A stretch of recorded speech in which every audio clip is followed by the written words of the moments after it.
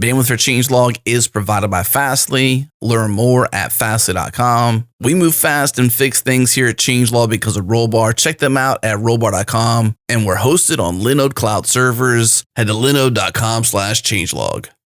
This episode is brought to you by Linode, our cloud server of choice. It is so easy to get started with Linode. Servers start at just $5 a month. We host Changelog on Linode cloud servers and we love it. We get great 24/7 support, Zeus-like powers with native SSDs, a super fast 40 gigabit per second network, and incredibly fast CPUs for processing. And we trust Linode because they keep it fast, they keep it simple. Check them out at linode.com/changelog.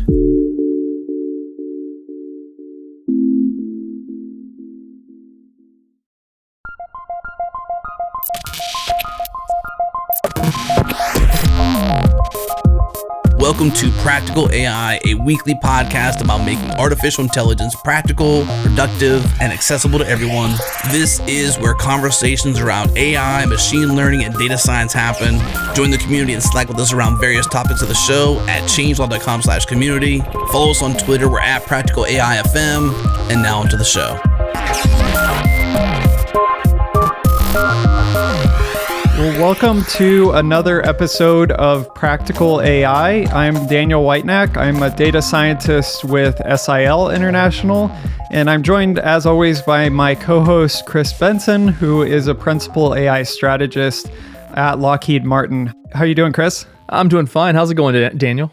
It's going good. Well, today, I think it's going to be a great show. We've got a chance to talk about something that we've mentioned here and there and definitely talked about a little bit, but haven't had a whole show devoted to. And that's some ideas around AI and automation in manufacturing. Specifically, we have Costas Boulis with us, who is the chief scientist at Bright Machines. Welcome, Costas. Thank you for having me. Maybe before we jump into Bright Machines and manufacturing and all of that stuff, if you could just give us a little bit of your background and maybe we could learn a little bit about how you got into machine learning and AI and ended up at Bright Machines. Sure, yeah. So I started machine learning when I was doing my PhD here, and I really fell in love with working with data and what this data mean for everything. For so many applications of machine learning. One of the things that I have done and I've enjoyed doing in my career is kind of work in different aspects of machine learning and artificial intelligence. So I'm not kind of the type of person that would stay with the same kind of a problem for 20 years working on some specific aspects, for example, of, some natural language processing and never seeing anything else. I think that there are many commonalities across broad areas of machine learning models, and there's tremendous value when someone kind of tries to have the perspective that was gained from one area to apply to another area. So that's what also what brought me to Bright Machines. I've done academic work. I also worked at Microsoft and at Amazon in different projects in detecting malware and phishing, in computer vision, in natural language processing as well. And the very interesting thing here with Bright Machines is that they're trying to apply AI into a big area, huge area, manufacturing, that has not really yet been kind of touched by the revolution that is happening in so many other areas. Yeah, so you would say that like manufacturing in particular maybe has been lagging a bit behind in terms of adoption of AI technologies? Yes, that is definitely the case. And I guess there are a number of reasons why this was happening all these years, at least starting 20 or maybe 30 years back. Labor was always cheap, especially in places like China, and always available. So if you wanted to manufacture a product, any product, it was definitely an option to say, I'll hire a number of workers for a few months. It would be pretty inexpensive to compensate them, and then I'll just move to another product. Be smart about it. I'll just throw more people to the problem. And this is less of an option right now, even for places like China. Labor is becoming more and more expensive, and demand for products is becoming bigger and bigger, especially for electronics products. Clearly, if we want to keep doing what we're doing and we want to enhance what we're doing, we cannot rely on the old ways of doing it. We have to have smarter robotics that do the work for us. So I know just from some of the things that I was exposed to right when I came into industry, it seems like manufacturing has had some like software influence in terms of process control and control systems.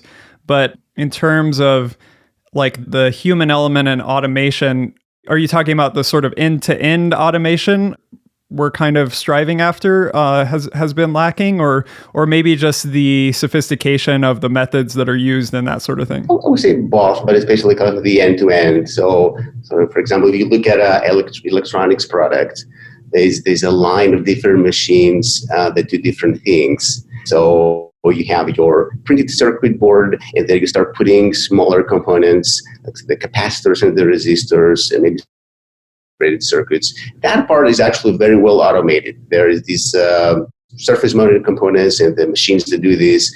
And that initial part is, I would say, automated pretty well. But this is not where things stop. So after you have your smaller components, you have some bigger components you have to put in. You have to have like heat sinks or some kind of all those ports, the Ethernet ports, and all these like kind of bigger things. Also, you're going to have your board, your electronics board, and then you're going to have to put more boards on top of that. Like for example, if it's a motherboard, you have the RAM chips and other PCBs that you put on top of that, and you have to put everything or some kind of a casing. Your TV remote control has a PCB that is encased in a plastic case. Anything right now, home alarm systems, anything you can imagine. So the later parts are not really automated. So if you want to, for example, get those RAM chips, those DIMM chips, and insert them into a motherboard, that part is not very well automated. This is what people are usually doing the job. And this is the part that it's kind of complex enough yet, because there are different objects that you can encounter. And it's not clear right now how you're going to pick this object, how you're going to grip it, how you're going to place it. Humans are very good at that. We don't have to explain really much to a person how to do these tasks. And that's why this has not been fully automated, and it still relies on people. If you walk into a manufacturing kind of a line, the first thing that you're going to notice is that there are many people there. Although there's automation, there's still many people involved in the process. So what we're trying to do in Bright Machines, we're trying to automate automation, automate the end-to-end process, increase the sophistication of every aspect of what is being done.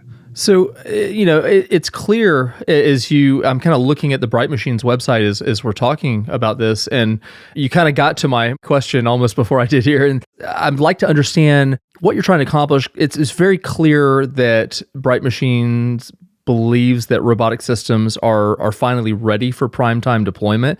And obviously, the market is bearing that out in a giant way. You guys are number 13 on the Forbes list of AI 50 America's most promising artificial intelligence companies. What's just happened that's enabled you guys to suddenly hit this sweet spot in the market that you are fulfilling at this point? What's changed? Well, it's not an abrupt change. It's a realization in the manufacturing world that the current state of manufacturing or automation is not enough. So if you're trying, for example, to automate the later parts of the manufacturing process, and you try to use kind of whatever tools and visual libraries or other means that you have available in order to automate that, you may be able to have a solution, but it will take you a very long time to build that solution.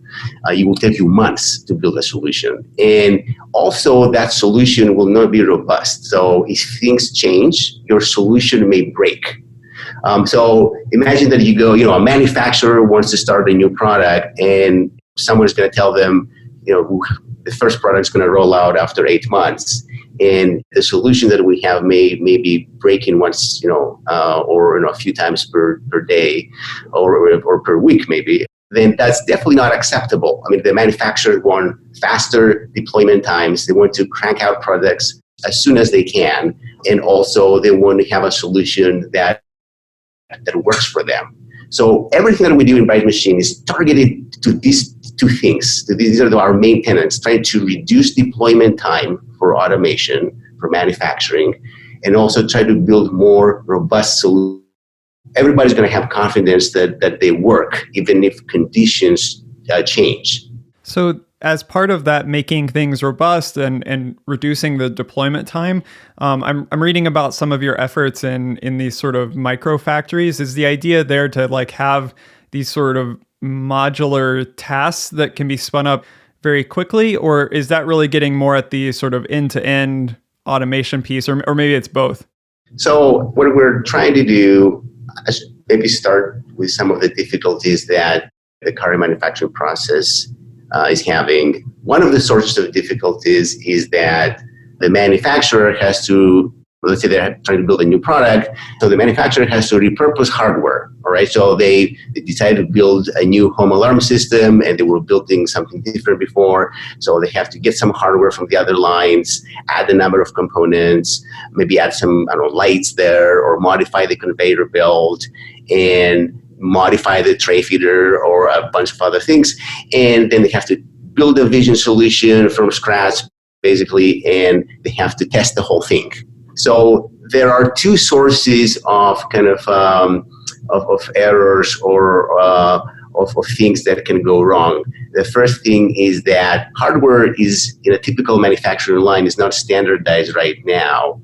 And also the second thing is that modern computer vision and AI and machine learning solutions are not being used extensively to understand better, what the robot is looking at and what to do. I was just going to ask there, since you mentioned it, with computer vision and stuff, how does that really integrate into how you guys are approaching this problem? When you're having microfactories and you're using the robotics, how does AI fit into that picture? Yeah. So AI and computer vision is one of the main efforts we're having here in order to shorten deployment times and have more robust solutions. Right now, like a lot of the vision that is happening in a manufacturing line seems to be like stuck in the past. There is usually a camera in many manufacturing lines. So there's a camera that takes pictures, or there's a video, and from these images, people are trying to build some, vision solutions onto how to kind of locate a specific point that they care, or how to complete that task. But the things that they're using are very low level.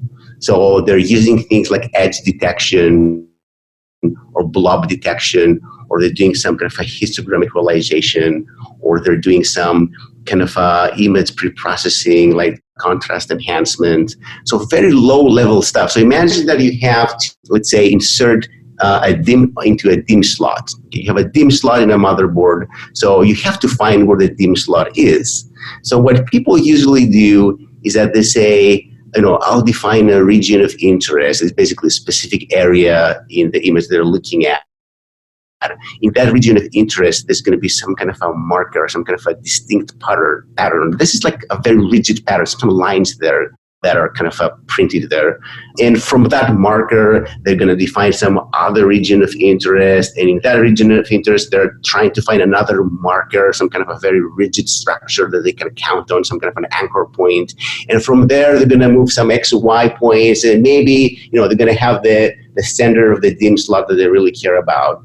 That is like how a blind person would navigate the world. They would just, touch and find an edge. And from an edge, they're going to say, I know I have to go 10 steps that way. I'm going to find another edge, and I'm going to find some, some other door maybe to walk in. So there's not a lot of understanding that is happening. The robot is looking at something, but it's not understanding what it's looking at. Everything is edges and lines and blobs. And you really don't want, edges and lines. You want edges and lines because you want to synthesize information to something that is higher level. So what you really want to do is scene understanding. You want to know the objects. You want to have a model that says, hey, I know what I'm looking at. I know how to find DIMM slots, and I know how to find heat sinks, and I know I will always find them and detect them and understand them, and I'm not going to rely on those low-level primitives to do these kind of things. They're trying to understand what they're looking at. They say this is a traffic light, and this is a person, and this is a crosswalk. car would not never navigate themselves by edges and lines because people would die. In our world, we would want to move to this scene understanding, higher level kind of object models that will kind of allow us to very quickly and more robustly build those solutions. Because imagine like in the previous solution that I mentioned before with the markers and the region of interest and moving X and Y, you take all this time to craft a solution, and then you find a specific point, and then let's say tomorrow there's another customer that says, hey, I hear you guys are having a dim slot project. Can you build one for me? Sure, 3 months from now, we'll get it to you, because we have to start from scratch. We have to say, all right, let's take another picture of that motherboard of that new customer, and let's find again where that specific where new markers are and new ROIs. It's everything from scratch. It's like a Groundhog Day. You did this before, but you have to go through this again and again and again. There's not a lot of reuse. So fundamentally, what we're trying to do is make the robots less blind, less dumb, I guess, and also less numb, because robots are numb. They don't feel the world. They don't really get any feedback also about what is happening. And both vision can give this feedback. We can also have other ways of getting feedback. We can have sensors, for example, that apply pressure and get some kind of a force feedback. So that's the high level.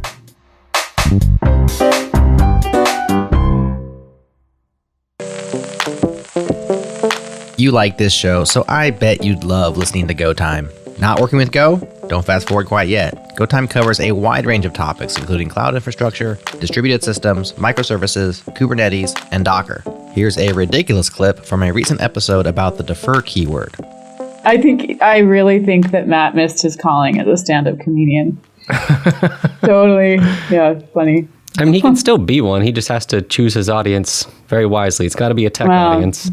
Well, he has Go Time FM. I think the funniest low-key podcast out there. Thing is, in tech, no one likes a stand-up comedian. You just want them to get on, tell us what you did yesterday, tell us what you're doing today, and if you've got any blockers, and get off. You know what I mean? Aww. No one wants the... there you go, see? That's why I didn't. I'll stick to programming. I mean, there's only 3 people here. You might have a whole audience that's live listeners that's laughing right now. Oh yeah, let's assume that. I'm pretty sure this could be edited to make me not sound like an idiot. You heard Carmen. Go Time is low-key hilarious. Check it out at changelog.com/GoTime, or just search for Go Time in Apple Podcasts, Spotify, or your favorite podcast directory. You'll find it. Once again, that's changelog.com/GoTime.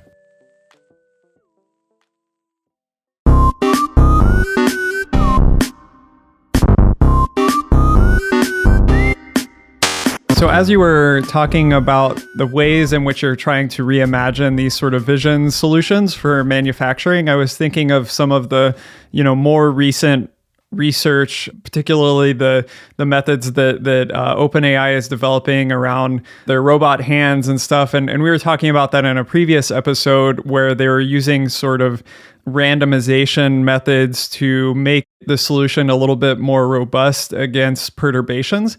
Are those the sorts of solutions that you're talking about here, where like you might encounter a slightly different motherboard or a slightly different component, and you want to be able to generalize quickly to that other component that's almost the same but a little bit different? Yes.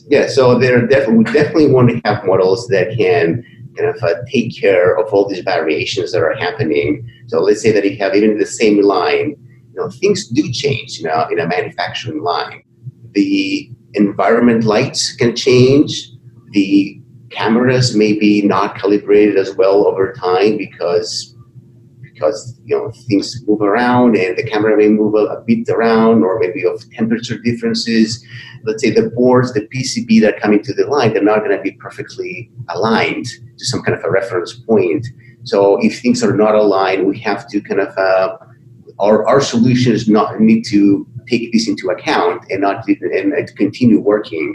So all this variation can really be addressed very well through computer vision in a software-first world. Because traditionally, what people have been doing in manufacturing in order to kind of eliminate this variation and have automation work for them is that they were putting hardware first. Because most of the people are mechanical engineers, and that's what they were trained to do. They could not see an object very well, for example, for the camera, so they would add a light source. About the alignment problem, if something is not aligned, then they're gonna put something into some kind of a 3D print cradle and use springs to align everything. So these are mechanical solutions that kind of address some of this variation. But the thing with mechanical solutions is that they don't scale. Like, you have to do the same thing again and again for different projects, and still, you haven't really solved the problem. You're kind of mitigating it, but not totally solving it. And we think we can solve it in a much more scalable way, in a much better way, in a software-first world. So I'm kind of curious, as that was a great explanation.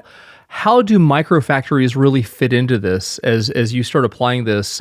And how do your AI efforts in terms of vision and maybe other problems that are related to this, and in terms of getting your robotics to where they need to be for your customers, how does that all fit in? How do you transition into microfactories given all this? Yeah, microfactories, the thing that they really give us is that they standardize a number of hardware components so that we don't have to grapple with things like how do we control the camera, or what happens if there is another conveyor belt, and how do we, how would you understand that? So it definitely helps us to build these solutions in a much more scalable way by having the standardized hardware. That's the main thing that they're buying to us. And the fact that we have kind of a full cell, that we know, we have the full 3D model of the cell, and we know where things, how things can change there. That also helps us model what to expect from a computer vision perspective. And maybe just before we get too far into that, could you just describe what Bright Machines, like what the microfactories are themselves? Yeah, exactly. So the Bright Machines microfactories is basically like a full cell. It has an industrial arm. These are the arms that do pick-and-place operations. They're going to pick a specific component, basically a wide variety of different components, and then place it on different tasks. And there's a conveyor belt there that kind of moves the different products. These are the things that the different components will be placed on top of. There are different light sources into that cell. There's cameras. There's a place where the tray feeder will go. The tray feeder is where basically the components that we're going to be picking and placing are. And that these microfactories are intended to be kind of the last step of the line of an electronics product. This is where, for example, a person would take a heatsink with their own hands and put it into a board. This is where our microfactories can help. They can also perform some of those tasks. So you mentioned standardization is one of the goals of the microfactories, and you also mentioned kind of trying to make AI models a little bit more robust. I was wondering if you could go into a little bit of the process. We like to be fairly practical on this podcast, given that it's practical AI. So I was wondering if you could kind of share a little bit about the workflow you went through in terms of data gathering and what you've done to create these sort of new types of AI models. Did you start out with your microfactories in that sort of controlled environment and create some vision models there and then try to extend them to other places? Or was it kind of the other way? Did you start with kind of existing customer video and imagery and start there and then figure out what you needed to standardize and then standardize it down? How did that process work? And where did the sort of data gathering, annotation, and model building fit in? Yeah, so for example, we want to build high-level computer vision models. In order to build high-level computer vision models, as you mentioned, we need data. And this is where kind of the first challenge appears, because, the deep learning revolution that started a few years back, the main reason or a catalyst for this revolution was ImageNet and a number of other data sets that were available that people could just rely on and start developing their algorithms. ImageNet, for those folks that are not aware, is a data set of about 14 million images, and it has close to, I think, like 22,000 different categories or classes, and it's geared towards kind of classification and also object detection tasks and other tasks as well. And ImageNet was possible because of Google Image Search and Bing Image Search and Flickr. So people built crawlers that were able to find all those images and download them, and then they had a mechanical Turk annotating them. So the big kind of a challenge in the manufacturing world that there's no Google Image Search for manufacturing data. We cannot easily build this because many of those things are many of the components are customs. There are all sorts of different, there are literally hundreds of different, for example, heatsink types. And there's so much variation that people would not put into into a Flickr account and share it with the world. So that's one of the bigger kind of initial challenges, that we cannot use exactly the same path. Now, what we have, one of the biggest assets we have in Bright Machine is the digital twin. The digital twin is basically kind of a virtual version of the physical robot. So it's kind of a digital replica where we tell the digital twin to move to a particular position in this virtual world, or do a task, and it's running some code there, and we have confidence that if we take the same code and we deploy it to a physical robot, it will do the same thing.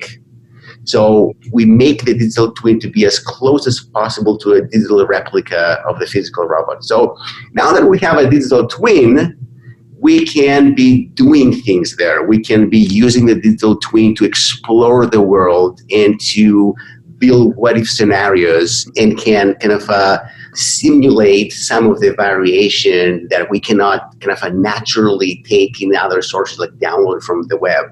So in the last few years, people have been using GANs, the generative adversarial networks, to simulate aspects of variability in their data that they're missing. For example, let's say that you're building a fraud detection system, and it's hard to get data fraud detection system because fraud is kind of rare, and especially if you're looking for sub-cases of this fraud. Let's say you're looking for cases for fraud from a particular country. It's hard to get this data, hard to acquire. It will take a long time. It will also take the right people to properly annotate them and say, yes, this is really fraudulent. So one thing that people are doing is that they are kind of simulating this, and they're going to say, well, how can I, simulate what this fraud for that country would look like, and then use this to basically understand better, the variability that I'm missing. So we can do this even better with a digital twin, because in a digital twin we have a kind of the full knowledge of this digital world. We can simulate it much better. My company, Lockheed Martin, we're also using digital twins for all sorts of stuff. And I'm fascinated that you guys are doing this in the space that you're working in. I think it's not something that we've really talked about on the podcast before, but digital twins give you an ability when you're trying to build complex solutions to complex problems in the real world to be able to figure things out ahead of time, and with the ability to generate data with GANs and stuff, as you described, to be able to fill in data that you may not even have, so that you can address a complex problem. So I love hearing that you're addressing that. I would like to ask you, in terms of robotics, we've really only talked about computer vision focused models so far, but I'm curious whether or not you guys are also using things like movement strategy models and such as that. There's so many different types of models that go into robotics, and I'd love it if you could kind of take us through kind of the variety of models that you guys use in your robotic solutions for microfactories and beyond. Yeah, so we're developing these high-level computer vision models. Besides those computer vision models, we're also experimenting with reinforcement learning approaches. Reinforcement learning is kind of kind of made for the robotics world. It's just perfect. This is exactly what it is about. I mean, it's when we're having all these industrial controllers that are trying to complete a complex task. If we try to specify, every instruction, and try to say, go there, then do that, and if that happens, do something else, and if the other thing happens, do something different, it will just not work. So in this, for example, or kind of a first version of this DIM slot or DIM insertion task, so the task is to get a DIM card and put into a DIM slot. This is actually a complex task. DIM slots have those latches. You have to kind of unlatch them first. If they are latched, you have to apply the right pressure. It takes quite a lot of pressure to put them right. If you're not in the right place, things will break. So kind of the first version or the first reaction to solving this problem would be to have engineers, have people try to specify precise and full instructions for what to do. Go there, do this. If that happens, do something else. But you will spend a lot of time trying to specify everything that can go wrong, and you will still not have a full solution. So what we're trying to do is a complex task like inserting a DIM into a DIM slot is something that is very well suited for the robotics world. And you can specify the basic things. You're going to have a reward function, and you're going to have some negative rewards, I guess. So, for example, you can have a end of arm gripper that applies some force and then gets some force feedback. So that's a critical component, the feedback part. And then it can know when it has correctly placed a DIM, so it will get a. Or in that case, it will know when something bad happens, like you apply pressure, but you were in the wrong spot, so you break things, or you do not complete the task in a specified time, or you hit the boundaries of the cell or something like that. And then you can watch it explore the world and try to find it by itself. And the catalyst here again is a digital twin, because if you try to have a physical robot experimenting and exploring the world, it will take forever, because moving to different things takes time, and trying different things takes time. And in a digital twin, time is relative.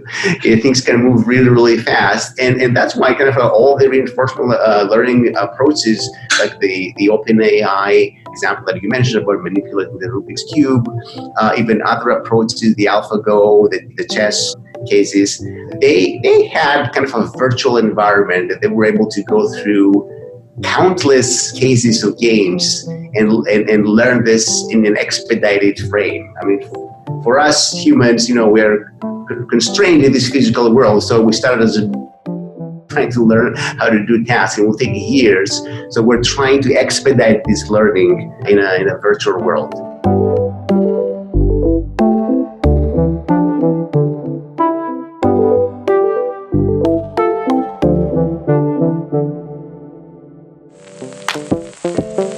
This episode is brought to you by Brave. We deserve a better internet. That's why the team behind Brave reimagined what a browser could be.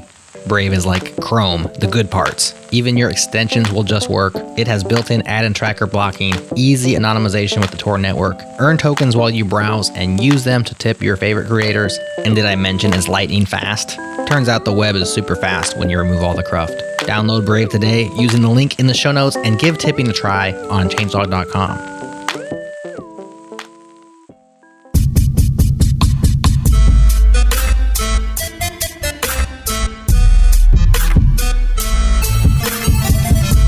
So I'm curious, as you're developing these models, I mean, developing them, training them is one thing. I was wondering if you could talk a little bit about the challenges of deployment of the models and inferencing, because I know, I'm not sure if specifically in manufacturing, do these models have to run, at the edge, like on some type of hardware that's very close to the line in terms of how fast they need to operate and that sort of thing? What are the challenges around that in terms of the deployment and inferencing side? Yeah, these are actually great questions. So yes, the one kind of constraint that we have is that these need to run locally. So because the latency requirements are very strict, the kind of the point of the goal of the manufacturing line is to have as many products per hour as possible, and having a very short kind of turnaround time when it comes to inferencing is very important. So that means that for the majority of the cases, we're going to have things on the edge. Now, we can be kind of smart about it, meaning that we can share some resources across different cells, and we can try to maximize the use of this hardware. But the reality is that for many cases, we do need to have kind of a local models running in local hardware, and that's something that we are developing and we are growing right now. And how much do these models need to be updated over time? Does the manufacturing process sort of drift over time in some ways that cause the model to be updated, or often is it kind of you deploy the model to the edge device for a specific process and it kind of runs for quite a while, and then maybe when you want to switch to a different product or a slightly different component, things need to be kind of retrained and that sort of thing? What's the cycle around that? Yeah, how dynamic? Yes, this is something that we need to do some retraining, because things do change. There are new defects that are coming. There are conditions that are not properly identified and recognized. So a key part of this is the retraining part. And understanding when you need to retrain is also kind of a very, very important. Like you would ideally you want to retrain when things are, or you detect things are different. If things haven't really changed, there's no need to retrain and kind of take up valuable kind of hardware resources for that. So both of these, like detecting when things have changed, detecting drifts, and also doing retraining of the different models that we have are important into the process that we have. This is kind of unique to the manufacturing world, in the sense that both the latency and also the retraining part. Another thing is that those models, for example, we're talking about computer vision models, is that in manufacturing world, you really need precision. You really need to be highly accurate. Like if you look at, let's say, the more standard object detection models that try to localize an object, like put a bounding box around an object or an entity that you care, like find the dog in the photo, put a bounding box in that dog. So those models, they're not really optimized or built for precision. They don't care about precision. And they care about, did I find it or not find it? If the bounding box is a little bit off, it counts as a correct thing. Well, in our case, it really doesn't count as a correct thing. You have to find exactly where things are. So that means that there need to be some changes into the models themselves. And I mean, the standard, or the first thing that one would do there is try to have like a high resolution model. For example, when it comes to this object detection, some of those models, they start with some kind of a grid. And with that grid, they calculate, they make different decisions, and then they do some kind of further compensation on top of that. I mean, we can make the grid more granular, but that would make the model much more expensive. So we have to find some ways that will be faster, but also have the precision that is required in this phase. So this is another kind of a critical difference that the manufacturing world has with the standard, I would say, computer vision and natural image. Gotcha. I guess one of the things I was wanting to also ask about, kind of in a non-technical aspect, with microfactories and this amazing work that you guys are pushing forward, I guess, how are you seeing people fitting into this automation process? So many industries are now moving into this automation, and obviously we have conversations, as we should, and people concerned about, what is the future of employment look like? How do you envision the automation that you are implementing fitting in with the human workers that are also there? And to kind of add that in, what cannot be automated aside from the automation bits? Where are humans optimized for the things that you cannot automate? Yeah, that's an excellent question, a very big question. So what will eventually happen is that there are going to be job shifts. So a lot of these manufacturing jobs, and by the way, many or actually most of those manufacturing jobs, they're menial, repetitive work.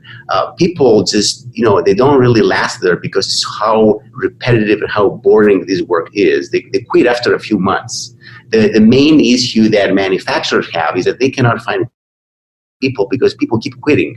The turnover rate for a typical manufacturer is 300%. Every time they have to hire 3 times as many people as the entire workforce because so many people don't last for the entire year. So what's going to happen is that these works will shift. I mean, there are not going to be many jobs that you have to place a specific screw in a specific position again and again and again.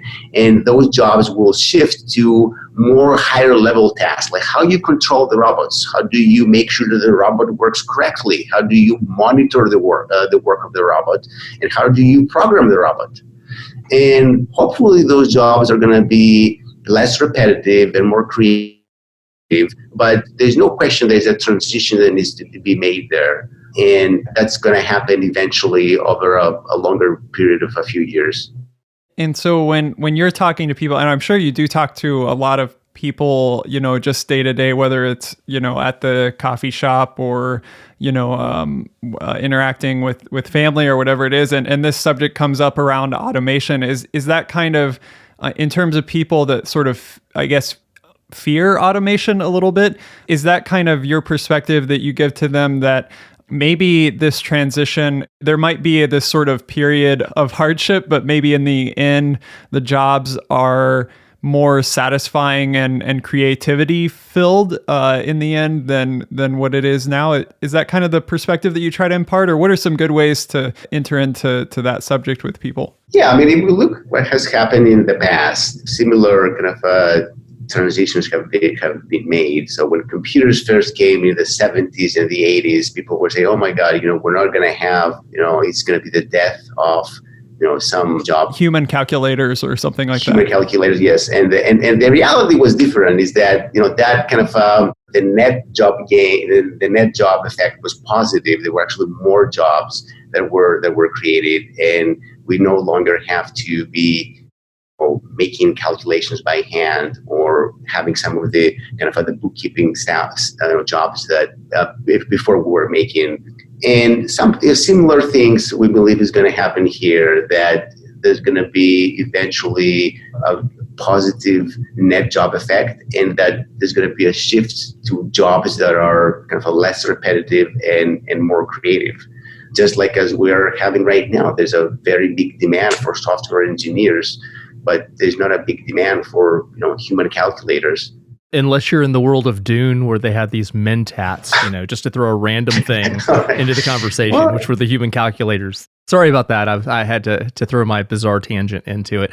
So I guess as we look forward kind of at the future of robotics and artificial intelligence and how they intersect with manufacturing, what are you seeing as kind of the most exciting things right now in the state of robotics and within the computer vision and other strategy type models and research that are going on that robotics requires? Yeah, I mean, I think there's going to be a huge role for computer vision, for kind of like the modern type deep learning computer vision, understanding higher level tasks. We're just at the beginning as an industry here. So that's definitely one thing. Reinforcement learning will play a bigger role. I mean, it's already picking up kind of a research interest. Reinforcement learning has traditionally been kind of not on top of mind for many researchers, but I think this is picking up steam, and more of it will kind of transition to actual applications of that. And also the fact that in a typical production line, there are products that are being assembled. You pick up let's say a heat sink, you put it into a motherboard, and then the next motherboard comes in, you do this again, the next motherboard comes in, you do this again. There is definitely a big component for unsupervised learning to enhance those models. And unsupervised learning has had kind of a mixed effect right now in computer vision. We don't really know if it works or exactly how it works. There's been some very recent kind of research work that shows it's under some specific settings is beneficial, is useful. But the good thing, I guess, in our application is that things don't change tremendously from one product to the other, from one motherboard to the next motherboard. There are definitely changes, but they're not as big of a change as one would find in kind of some natural environment. And that can work to our advantage on how we model things. So, for example, if there are big changes in a production line, that probably means something. Well, if there's a big change, for example, in a natural image, that may not mean something that is interesting. So all this information, how we model it and we encapsulate into our models, this is going to be key to make the best out of those models. Awesome. Well, that gets me super excited about these sorts of things. And I really appreciate you digging into a lot of the details of what Bright Machines is doing, but also manufacturing and AI in general. Really appreciate you taking time to be on the podcast and share those things with us. We'll definitely link some of the Bright Machines work and also some of the topics that we've talked about in our show notes. And also we have had a few episodes on reinforcement learning and like the OpenAI work and all of that. So we'll make sure and link those in the show notes as well. But thank you so much, Costas, for talking with us. It's been a real pleasure and I've definitely learned a lot. Thank you so much for having me. All right, thank you for tuning into this episode of Practical AI. If you enjoyed this show, do us a favor, go on iTunes, give us a rating, go in your podcast app and favorite it. If you are on Twitter or a social network, share a link with a friend. Whatever you got to do, share the show with a friend if you enjoyed it. And bandwidth for changelog is provided by Fastly. Learn more at Fastly.com. And we catch our errors before our users do here at Changelog because of Rollbar. Check them out at rollbar.com/changelog. And we're hosted on Linode Cloud servers. Head to linode.com/changelog. Check them out. Support this show. This episode is hosted by Daniel Whitenack and Chris Benson. The music is by Breakmaster Cylinder. And you can find more shows just like this at changelog.com. When you go there, pop in your email address. Get our weekly email keeping you up to date with the news and podcasts for developers in your inbox every single week. Thanks for tuning in. We'll see you next week.